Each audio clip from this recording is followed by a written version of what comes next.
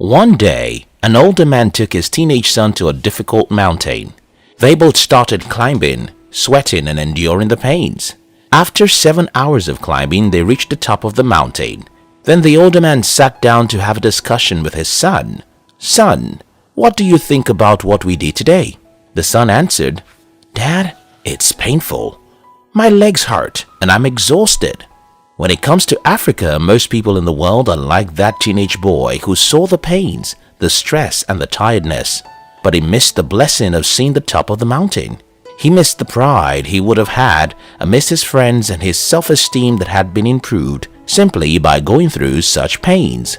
I am a Nigerian who started his entrepreneurial journey at 7 years old with my mother's petty business. I started my first major business, a bicycle renting service, at age 15 and a photography business at age 16. I went fully into the business world when I was 21 and had my first successful company at age 29. So I think I know how difficult it is to start or run a business in Africa. But there's something else I think I know, which most people don't know. There is a blessing that comes with all the pains you might experience as someone who wants to make money in Africa. What blessing? Well, the blessing of a virgin market. Most industries and markets in Africa are either virgin or young. Because of this, any smart individual can be the first or the king in an industry. It's called a starving crowd. Gary C. Halbert was one of the most successful marketers the world has ever seen. He often asked his students to mention the most important advantage they would like to have in a market. After they all messed around with different answers, Gary would tell them, "I want a starving crowd," meaning a virgin market. You can find many good marketing books out there, but I'll bet that some of the best are 22 Immutable Laws of Marketing, 0 to 1, Positioning, The Battle of the Mind, and Blue Ocean Strategy. Do you know what all these bestsellers preach? Never compete if you want to make money in any market. Be the king at all cost, and that's where I see Africa from. Now, if you're not an African, most of the things I'm saying in this video may not make sense to you, and I can understand that. When last did you ever hear any good thing about Africa? So why would this guy without a face ever be able to convince you that there is something good in Africa? But if you're an African from any of the developing countries, lend me your ears. You don't have to run away from your country.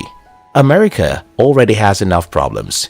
Europe already has enough headaches. Don't go and add your own. Learn how to make money in your country, and in doing that, start by seeing the blessing that comes with climbing the mountain. Think about less competition. When I started my first successful company in the year 2016, it wasn't anything new. I simply combined what many people have been doing for ages with new technologies, and we won the market immediately. And I'm not making anything up here. If I were to start such a company in America, well, my company will still be number 376 or something today. I will make no money. And that's the truth. Then someone will tell me, but there are so many challenges in Africa. And I'll tell you, it's like climbing a tall mountain. It's painful and it hurts your legs, but it makes you stronger, healthier, and gives you better self-esteem.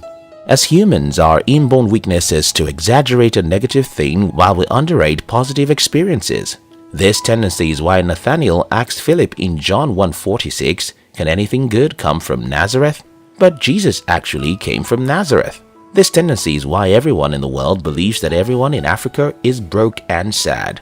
But some of us in Africa are actually richer than 90% of the people in the USA.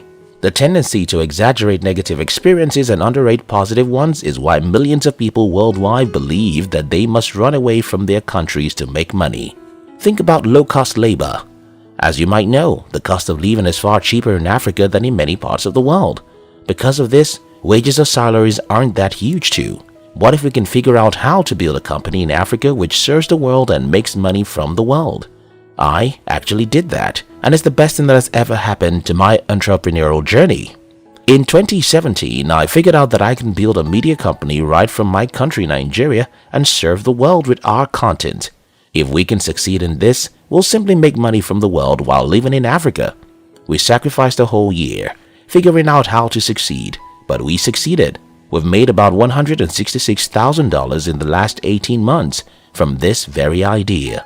Yeah, someone in the UK will tell me, but $166,000 isn't a lot of money.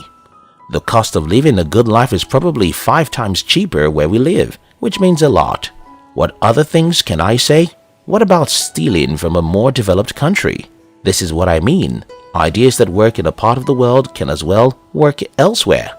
What about taking some ideas with good success from a part of the world to your own country? Smart people do these all the time, and you can. The problem with the world is closed minds. So many people go about with closed minds. They have made up their mind that their country is poor. They have concluded that they must run to America. Nothing can convince them that there is an acre of diamond in their backyard. The world is always greener on the other side. To such people, I can't convince you against your conclusion. I can only hope that this video helps someone. My name is Steve Courage. I am a Nigerian entrepreneur who lives in Lagos. If you wish to know more about me, see my ugly face or consume videos I specifically make for Africans, check the description box and join my new channel where I show my face and teach Africans how to build successful businesses. I love you.